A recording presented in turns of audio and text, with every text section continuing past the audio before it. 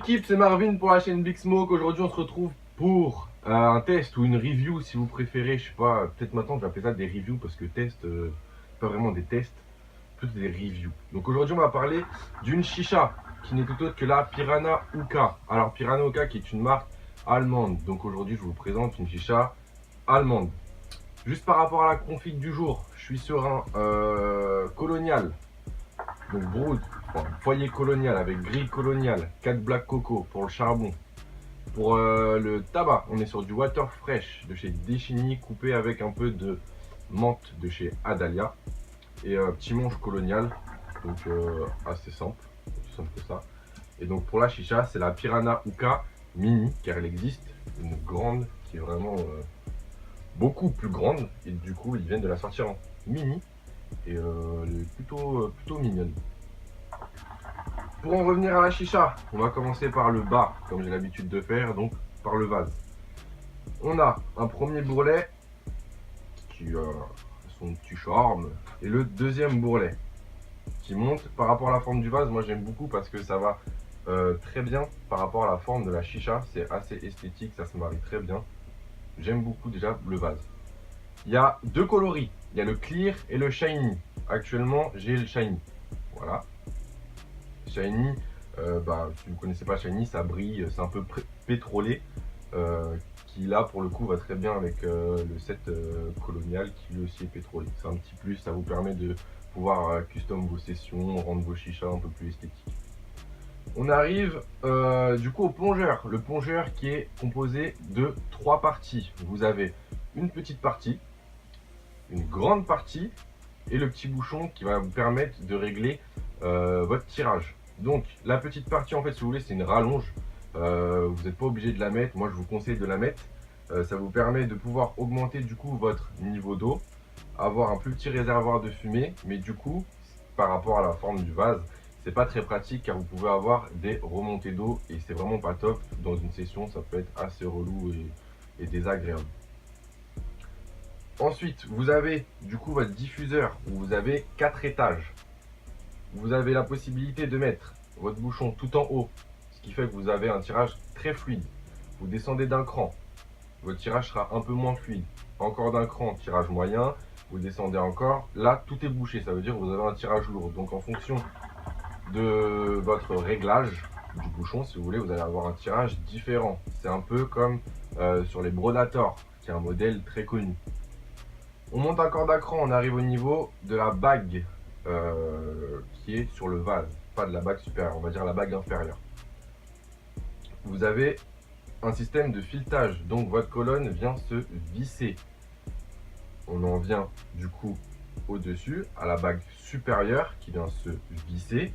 Vous avez 4 petits renfoncements, en fait c'est des bourrelets, mais enfin c'est des creux si vous voulez. Et à partir des 2 premiers, en fait, ce que je trouve très bien pensé, très bien fini sur cette chicha, c'est que quand vous venez fixer votre partie haute avec le vase, on ne voit pas du tout la liaison. Donc c'est très esthétique, très bien fini. De toute façon la chicha elle est super bien finie, il n'y a rien à dire là-dessus. On arrive aux 4 connecteurs, 3 soupapes, un connecteur tuyau. Les embouts ce sont du 14-4, malheureusement pas du 18-8. Vous avez possibilité de mettre des soupapes en verre, mais pas des connecteurs en verre, parce que les connecteurs en verre, la partie qui vient se fixer donc dans la partie en 14-4 va être trop grande. Du coup, ça va pas rentrer, ça ne tiendra pas, c'est pas top. On en arrive au niveau de la liaison entre la colonne et la bague, parce qu'il faut savoir que c'est une connexion, une connexion en 18-8. Qui veut dire 18-8 veut dire possibilité de customisation. Vous pouvez mettre un récupérateur de molasse, vous pouvez mettre une colonne, vous pouvez mettre une colonne et un récupérateur de molasse, c'est à votre guise. Ça, gros point fort. On arrive au niveau du cendrier, 18-8 aussi. Donc là, vous pouvez pas forcément changer la colonne, mais adapter directement un récupérateur de molasse. Et gros point fort, que toutes les chichas ne sont pas équipées et que j'ai remarqué sur celle-ci, c'est au niveau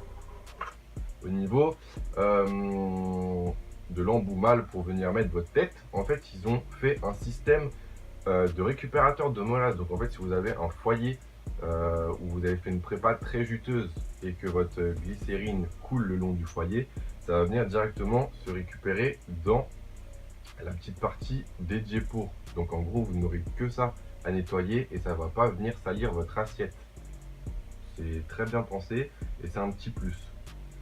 Par rapport aux matériaux utilisés là-dessus, pour le vase, on est sur du verre classique, donc pas de borosilicate, pas de cristal de bohème, rien de ça, verre classique.